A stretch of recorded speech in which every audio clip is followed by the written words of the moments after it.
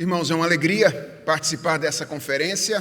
Quero abraçar Uriel pelo aniversário do PNO, esse projeto que tem abençoado o nosso país e a tantas pessoas, eu diria, talvez até outros lugares do mundo, né? Uriel certamente tem aí notícias de outros lugares do mundo abençoados através do trabalho desse ministério. Quero manifestar minha gratidão ao Uriel pelo convite e por contar comigo, me inserir nesse projeto tão rico que é o Perguntar Não Ofende.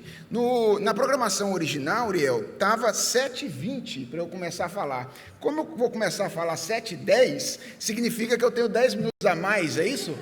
Não? Ok. Continua 20 minutos? Não deu certo, Paulo, infelizmente.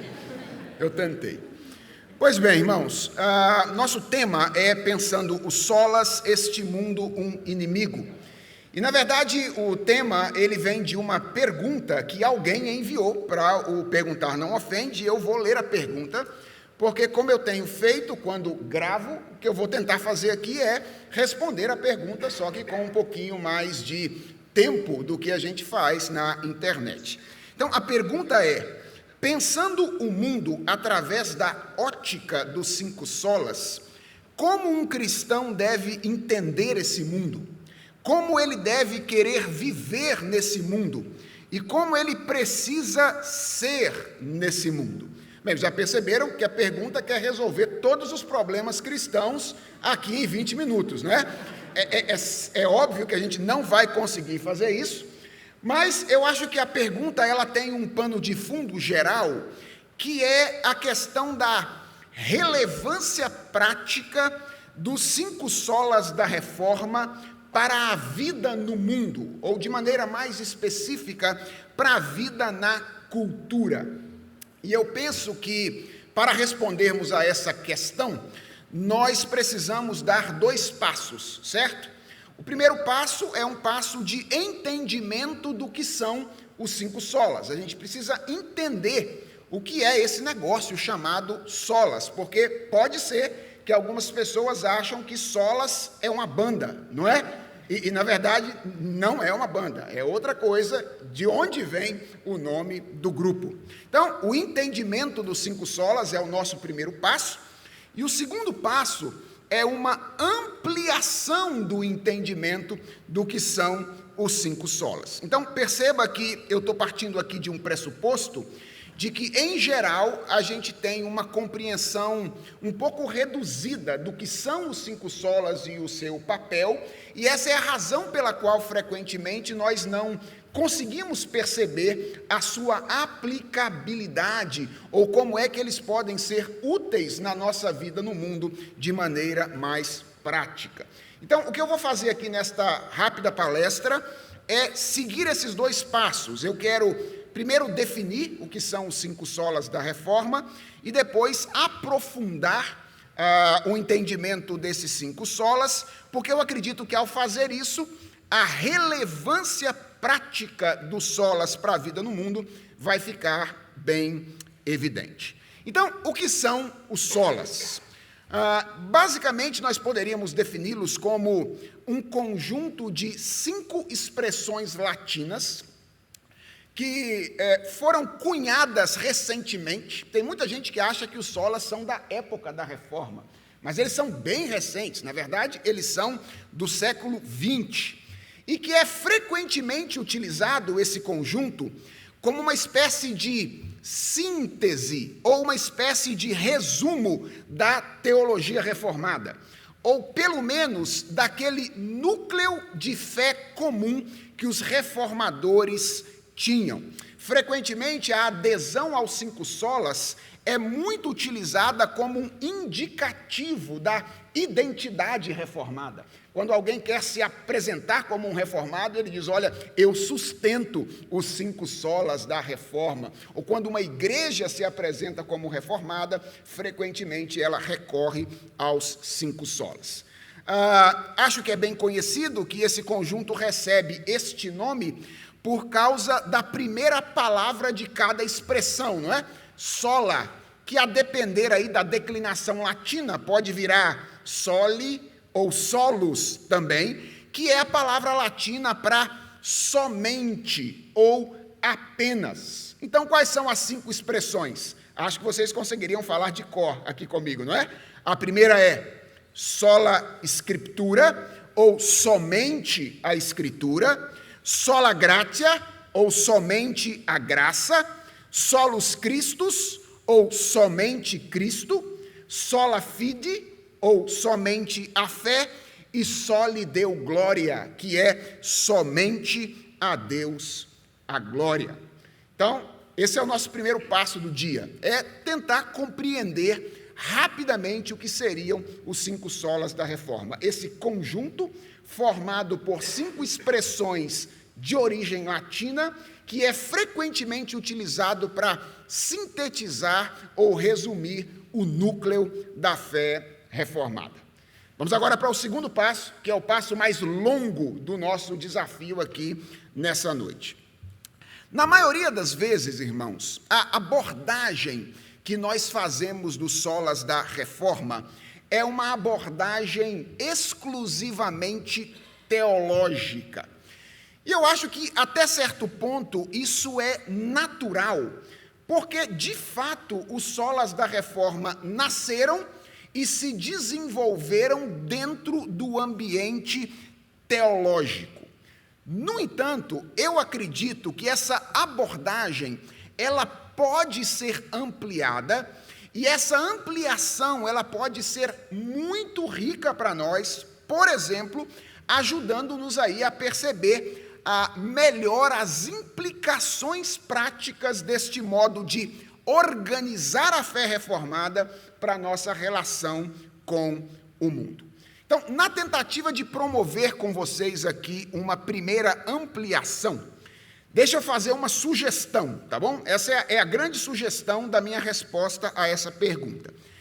Eu quero sugerir, eu penso que, ao resumir a teologia reformada, os solas, eles tocam e expressam importantes aspectos da cosmovisão reformada. Eu vou repetir.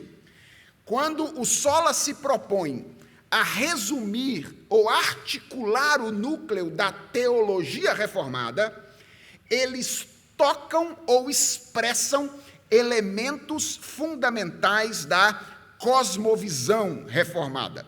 E se por acaso você, ouvindo aqui a minha sugestão, teve alguma dificuldade para distinguir essas duas coisas, a teologia reformada da cosmovisão reformada, fique tranquilo, você é normal, certo? De fato, as fronteiras entre teologia e cosmovisão, elas não são tão claras mesmo. Mas vejam, para o que nos importa aqui nessa noite, deixa eu propor que você distinga as duas coisas mais ou menos assim. Quando eu falo de teologia reformada, eu estou me referindo à maneira como os reformadores e, posteriormente, os reformados interpretam a Bíblia e articulam teoricamente a mensagem da Escritura, mais diretamente relacionada à questão da salvação e à questão da vida eclesiástica. Então, quando a gente está falando de teologia reformada, é da hermenêutica da reforma e da tentativa de organizar a mensagem da Escritura e aplicá-la à salvação e à igreja que nós estamos falando. Quando nós falamos da cosmovisão reformada, nós estamos falando da maneira como os reformados percebem mais imediatamente a realidade e a maneira como eles articulam os princípios da sua relação com a realidade de uma maneira mais ampla.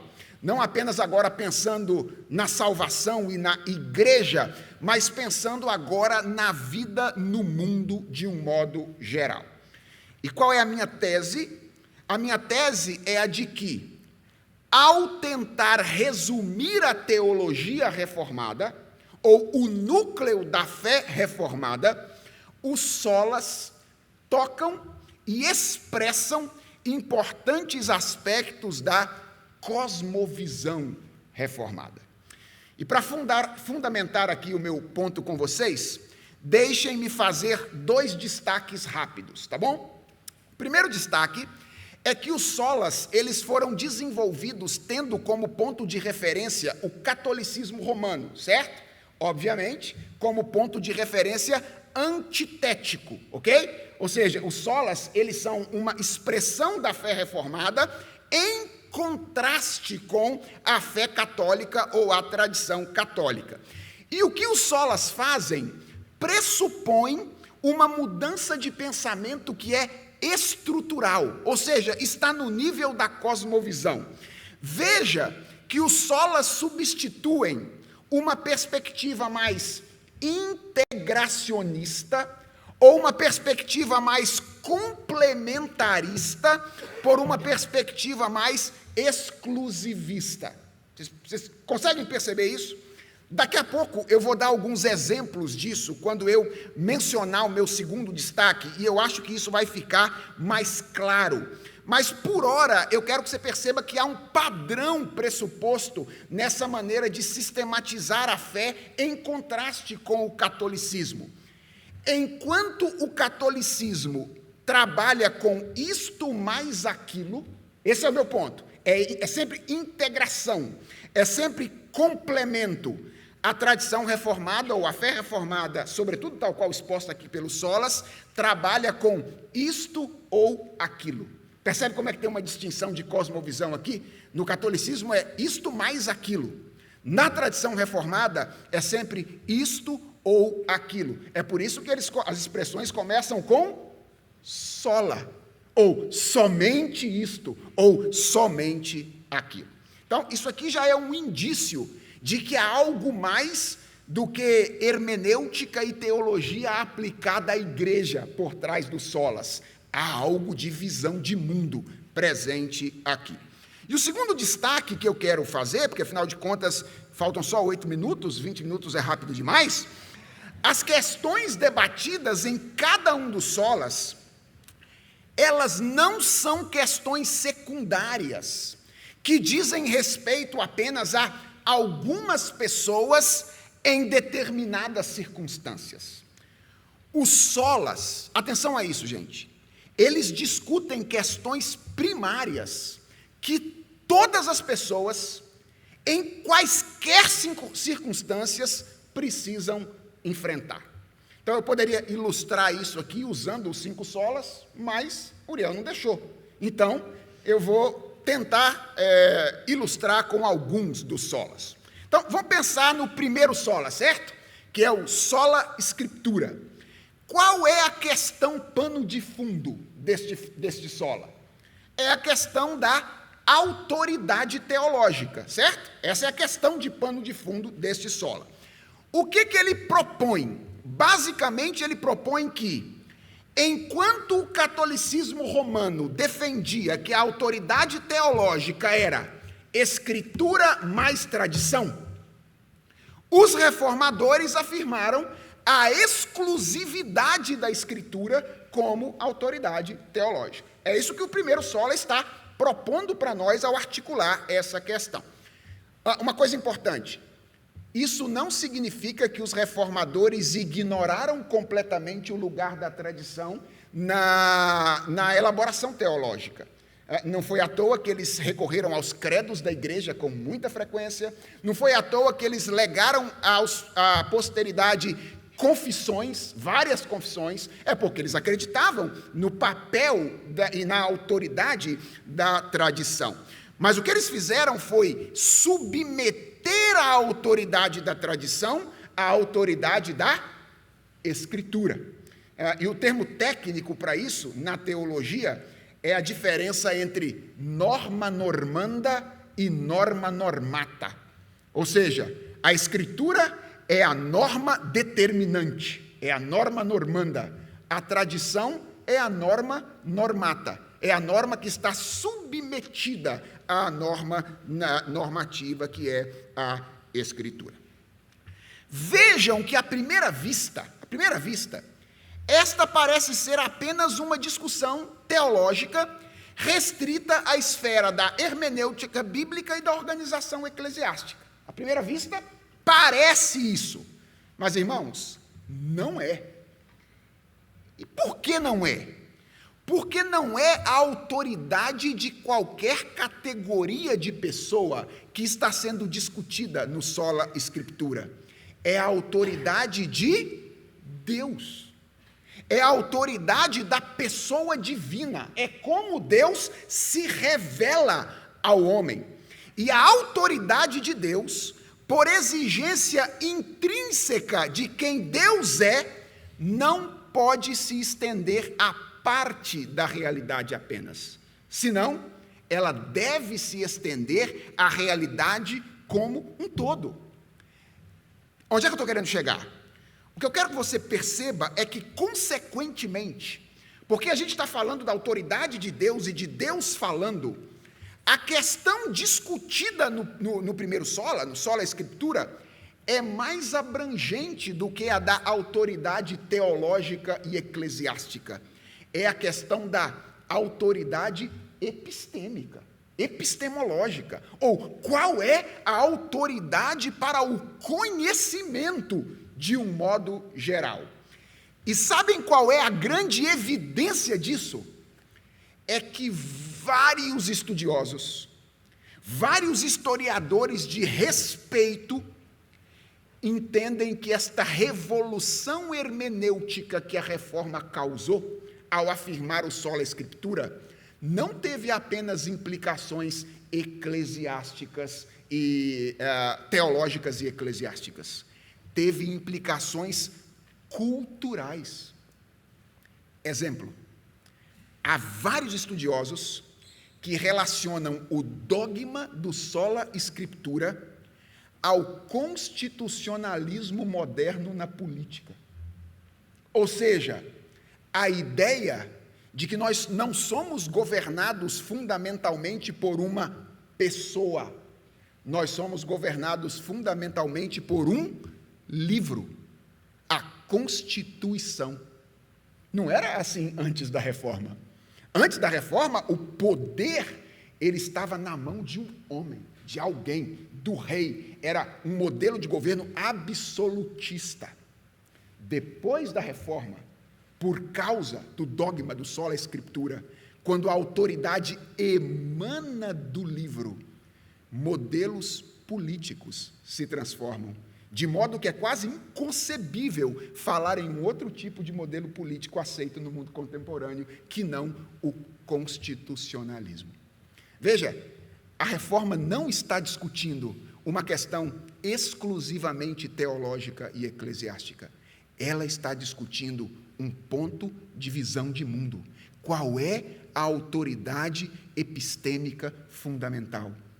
Como é que eu posso validar o conhecimento? E o que a Reforma está dizendo é: ou Deus fala e a verdade é possível, ou então a verdade não pode ser alcançada a parte daquilo que Deus diz. Pois bem, eu ainda tinha aqui sola gratia, sola fide, solus Christus, para tentar mostrar isso. Vou pular, vai ficar só o Sola Escritura mesmo, não é? Veja, talvez no Soli Deo Glória a gente perceba isso facilmente, né? Qual é a questão de pano de fundo do Soli Deo Glória? É a questão da finalidade, ou é a questão do sentido, para onde todas as coisas apontam. Qual é a razão de ser das coisas? Ora, a gente sabe que essa não é uma questão meramente teológica ou eclesiástica. Não existe um ser humano sequer que não tem que oferecer uma resposta para essa pergunta. Então, qual é o meu ponto aqui, irmãos, para caminhar para o final da minha palestra? É que se nós considerarmos os solas apenas da perspectiva teológico-eclesiástica, possivelmente a gente vai ter mais dificuldade de perceber como eles afetam de maneira prática a nossa vida no mundo. Então, o que nós precisamos fazer, na minha opinião, e assim acho que de alguma forma atinjo o objetivo do PNO, que é instigar as pessoas a correrem atrás da continuidade do conhecimento. Eu creio que nós precisamos, de alguma forma, aprofundar a interpretação que nós fazemos deste sola, perceber como eles tocam em princípios fundamentais de cosmovisão, e nós estaremos mais aptos a perceber como eles devem nortear a vida de um cristão no mundo, independentemente do contexto histórico e cultural no qual esse cristão vive. Então, alguns princípios que eu acho que estão lá presentes no solas. O princípio da teocentricidade da realidade e da vida humana em particular. Veja, isso afeta todas as decisões que o indivíduo toma na vida. Outro princípio, o princípio da gratuidade da redenção. Os solas dizem que a redenção não é uma conquista, a redenção é uma dádiva, é um presente. Olha como é que isso afeta a vida das pessoas no mundo, como isso afeta a vida emocional das pessoas. É o meu cronômetro. O princípio da centralidade hermenêutica das Escrituras. Pensa no impacto disso para a ciência. Ciência.